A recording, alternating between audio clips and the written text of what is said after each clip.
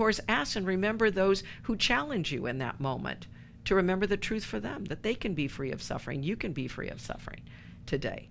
You know, I can recognize that you are as God created me, and I am as God created me. And we can remember that for everyone and be free of suffering today. That's the power of what this lesson is talking about. That's the sharing. You know, it's not things, it's the idea of truth.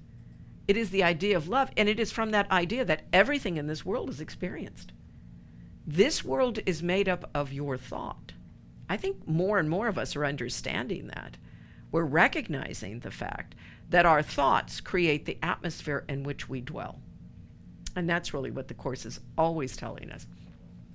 That reminds me of another story we were talking about the other day about, and I looked it up to see, I guess it was, they call it a Jewish story, but it could have its roots in every spirituality because of its truth. And many of you probably know it. I heard it so many years ago, called The Long Spoons. And a person had asked God, show me, the myth is, show me heaven and hell so I can understand it. And so God opened one door and said, take a look. And in that room were people sitting around a big pot of stew. And they all had these long spoons in their hands. And they were wailing with pain because they were starving. The spoons were long enough to get the food, but they couldn't get, because the spoons were so long, they couldn't get those spoons back in their own mouths, so they were starving. And God said, that's hell. Then the person was shown another room. And in that was the identical scene. There was a big bowl of stew. It smelled great. And they were sitting there around the bowl, and they all had these long spoons in their hands. But they were not starving. They were not in pain. They were joyous, and they were happy, and they were laughing.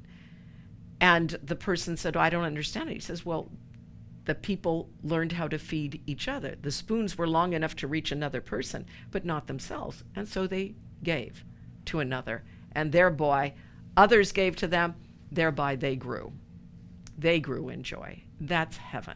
And that's where we need to be right now.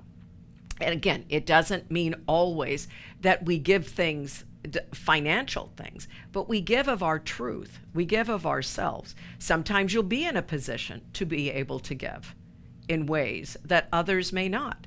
That's what we know here at the center. We've made so many of our services free because we know that there are many out there who could not be able to watch otherwise. That's why 90% of the world's countries watch this live stream. We make it accessible every week. It's accessible free because those of you with the long spoons are feeding others. You've decided heaven is in giving.